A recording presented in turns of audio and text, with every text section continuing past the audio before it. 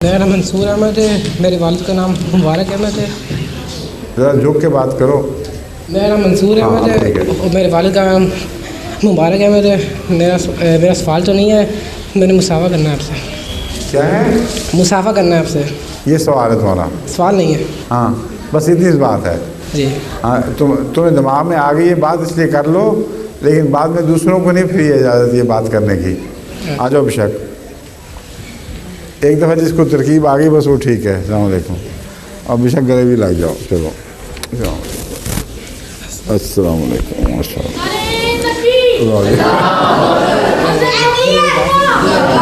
मेरी बात रुकती है, आप उसके लिए कोई बीमारी है कोई? जी क्या? नहीं, मेरी बात रखती है बोलने में।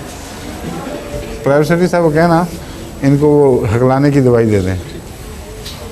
हाँ जी, फरमाइए।